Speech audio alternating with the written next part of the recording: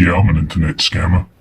I like to set up fake secondary bourbon sites and scam people out of their money. And I'll do it again too. And that Dave from House Bourbon, he better not tell everybody my tricks, else there'll be big trouble.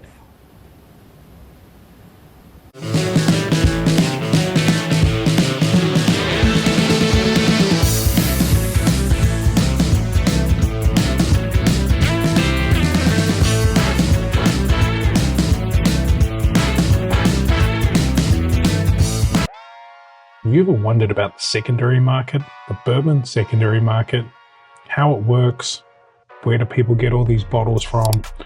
Maybe you've seen it, and maybe you see all this terminology and you don't understand what it all means. Well, in this video, I'm going to tell you. True, honest, and to the point. But this is probably illegal in most states, so this is all for educational purposes, and it's hypothetical. Super hypothetical. None of this is real. This is just what may happen if such a thing did exist, which doesn't, of course, because it's illegal. So, okay, so here we go. Bourbon secondary market. So, what is the bourbon secondary market? So the gist of it is, it's people buying bottles of bourbon, not from legitimate retail stores. So secondary. So somebody, it's like the fourth tier of the three-tier system. It's gone from the distributor, from the distiller to the distributor to the bottle store to another person, and then that person has then sold it to the final customer. So prices on these things are normally inflated. Capitalist country, that's sort of how it works. Someone's done the work to get the bottle, and if you want to take the easy route and get that bottle without doing the work, you have to pay the extra money. So where does it live? So most secondary markets are on the book of the face, or the face of the book, as we like to call it. They are private groups created by individuals or groups of people that basically allow people to post their bottles for sale on Facebook. Hypothetically, not saying this happens, but hypothetically, if such a thing happened, this is how I think it would happen. So you might ask, how do I get invited to said groups? Now, the first thing to understand is 90% of the groups you're invited to on Facebook are scams. Absolute 100% scams. If anyone just randomly invites you to a group, it's a scam. So you really need to know someone personally in the real world to get a reference to be invited to these groups. Now, some of these groups have a lot of people, 20, 30,000 people. Some of them have 3,000 or 4,000 people. But you need to do your own due diligence, because it's the world we live in and everyone's trying to scam you. Even when you get into a legitimate group, some of them most of them just run on the honesty policy and references. So if you're doing a deal with anyone in the secondary market, you need to ask for references. Doesn't matter how popular they might be or how many, if they're an admin or whatever. It's always a good idea to ask for references and have other people give them your reference, and hopefully there's somebody that you know or have dealt with. Other than that, this is all hypothetical and illegal, so you're taking the risk of not getting what you paid for or losing your money. All right, so once you've been invited to these groups, there's rules, of course. So when you go to post, the best thing, I suppose, is read the featured section of the group. That'll give you the basic rules of the group and follow them basically, because if you do anything really wrong, you will be kicked out, and the person that invited you can also be kicked out. So don't do that. Rule number one, don't do that. Second of all, if you go to post a bottle for sale, you just want to normally post the image of the bottle, no comments on the image, and put the comments below about how much you want in the comments. Now, this is all to get around Facebook and Mr. Zuckerberg, because of course, if this all wasn't hypothetical, this would all be relatively illegal. So it's basically about keeping on the down low of the algorithms and making sure the group doesn't get flagged. A couple other things for not getting flagged is you do not report anything that happens in that group to Facebook. Welcome to Fight Club. The first rule of Fight Club is you do not talk about Fight Club. Second rule of Fight Club is you do not talk about Fight Club.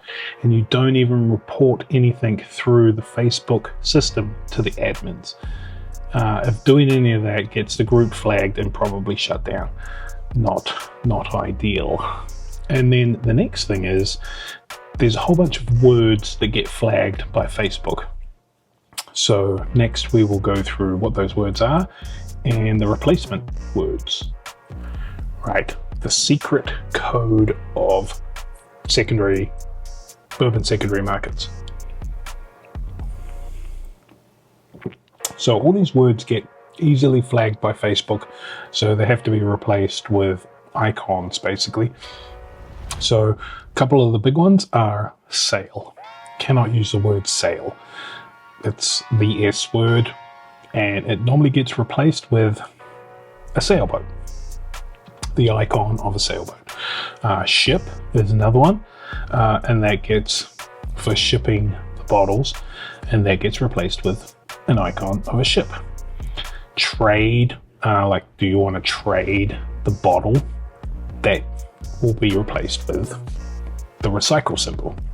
There's a couple of acronyms, anyway, EOM and WOM. Now that is east of Mississippi and west of Mississippi. So basically they will ship east of Mississippi, or they won't, or there could be an extra amount of money to ship on the other side of Mississippi. So sometimes they will say like boat L48, which means they will ship to the lower 48 plus 5 east of Mississippi, or EOM or WOM, depending on where they are. A couple other ones are RTR, which is right to refuse, which means, so normally when you're dealing and you make a sale or someone says, yes, I agree, RTR just says that the guy has the ability to say no. It's sort of course he does. Yeah. Hey, I'm doing a video. No. Annabelle, no, doing a video.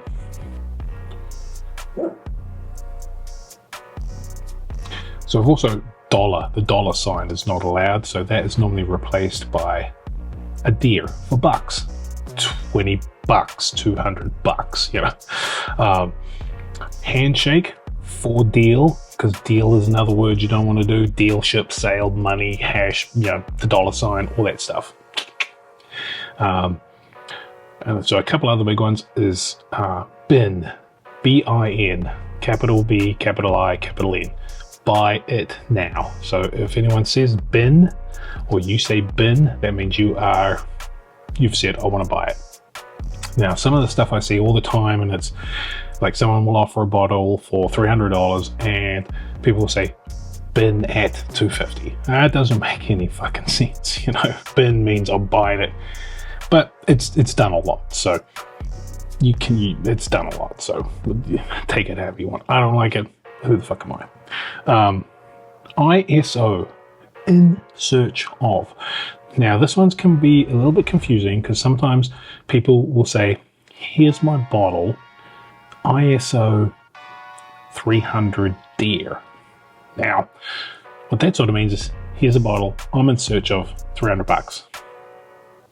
But also people can put that same photo of the bottle up and say ISO in search of that bottle, and I'm willing to pay $300. So there's definitely some confusion there, and people do ask the question, and there's a lot of confusion about, is this guy wanting the bottle, or is this guy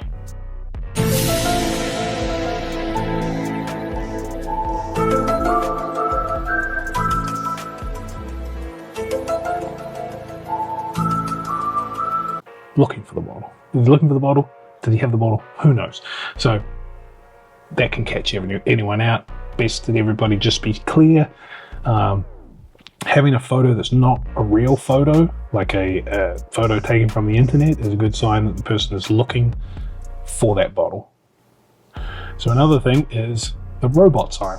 Robot and for bottle. So bottle is another word you shouldn't be saying. And a couple other ones is the pair symbol for pair, like two of, and a circle for circle back. Circle back, if someone can make an offer and the offer will be denied, and you could say circle back to, Annabelle, please be quiet. So circle for circle back. If a deal was not accepted, you can say circle back. Annabelle doesn't like circle back. And cross post, like the symbol cross and a mailbox means cross post, means this post has been put on other sites, so it can just go, and then you could say done, which can be the tick symbol, done on cross post. Basically, the bottle is no longer available because it's been sold elsewhere. Now this could be true, could not be true, depending on the situation, but it is what it is. You got to take people. It's an honesty system. People aren't always honest, so take that with a grain of salt. Once again, educational purposes only. Hypothetical situations here. Probably doesn't happen, but if it was to happen, this is maybe how it happens. Some other basic stuff, the little ATM signal at the moment, and that's pretty much it for Bourbon Secondary Market Secret Language. Hope that helps you out. We've got to check out one other situation, which is a razz. So a razz is another thing because raffle is another flagged word. So it's pretty much been changed to razz. And this is a group of people. They're a national razz people, but I don't recommend them. They're fine, but their bottle prices are very, very inflated, well above secondary. And it only makes sense if you are also razzing your bottle. And what you find is there's normally a group of people and they're all funding each other's razzes by buying into each other's razzes. So if you can get into a local razz, it's a much better way to have people move some bottles, and it's a raffle. So the little secret code there is seats, little seat symbol. So there might be 10 seats at 20 deer, $20. That means the guy's got a bottle, he's valued it at $200, and he's going to sell 10 seats, and 1 to 10, and you basically call out a number. You call out 5, you Venmo the guy $20, you got number 5, he will run a random number generator, and if 5 comes up, you win the bottle. So this can be a good way to get some stuff. It's basically gambling. It's combining liquor, gambling, and purchasing, collecting vices all into one, which can be a problem for some people. So once again, hypothetical. If this was to happen, this may be how it happens. So those are some of the secondary market, little dark side of the bourbon community, things that you may or may not know about. You may know about them and want to get involved in them, but like I say, do your research. Don't jump into anything. Do not jump at a random person who offers you to join a group. You really need to know somebody to hook you up into a real group. And like I say, hypothetical, educational purposes only. All this stuff is generally considered illegal. Now, if you're buying and selling one bottle, yes, it's probably illegal, but man, the stuff on some of these groups is just hundreds and hundreds of bottles. And if government agencies aren't sorting that out, you're sort of trading bottles for bottles too. Like, obviously gets into the whole secondary market side of things, and Do you value your time? Is your time worth X amount of money? Now, I love camping. I love going out and camping to get the bottles I want. Is it better for me just to buy some of the stuff on secondary? 1000%. But I prefer to do it the old-fashioned way sometimes. Have I ever purchased anything from secondary? Oh, but you know, it's the market we all live in. It's a capitalist society over here, and this is how things work. People are offering up their services, and they will get the bottles, and you have to pay the extra of what they want to get the bottles. Now, we can go into the whole thing about secondary markets and MSRPs and how both those numbers are complete bullshit. Like, yeah, secondary numbers suck. Nobody wants to pay any more money than the cheapest number. But also, some of these MSRP numbers are bullshit. Like, EST barrel proof rife, $77. Okay, if you get that for that, congratulations. But it's just not worth that. It's worth more than that, you know? EST barrel proof bourbon, it's like came second. The MSRP, $80. It's just worth more than that. So nothing's priced correctly. Things are valued at what people want to pay for them. And everyone wants to pay the least amount of money. 100%. Some people have those options. Some people have the ability to do that, and some people don't. And some people, you know, everyone jumps on the flippers and stuff like that. And now, granted, I am not a flipper. Look, I open all my shit. Have I ever sold stuff on secondary? Have I traded? 1000%. Maybe, hypothetically. But almost all of my stuff gets open. But there are other people out there that are literally feeding their families off this stuff. So, you know, who are we to say you can't do this to feed your family? And do I like it? No. Do I like that there's people that are having homeless people get in line in front of me? No. So, I don't know. There's some people I know that are professional flippers, and that's their job. And they hustle and they work hard. And then there's other people that have other incomes, and they're very, very wealthy, and they just have apartments full of bottles just because they love bottles. Each to their own, man. I don't know where we go. But anyway, that is the secondary market. If it existed, if this wasn't an educational hypothetical thing, this may or may not happen. So anyway, take it all with a grain of salt. Be careful out there, and we'll see you next time.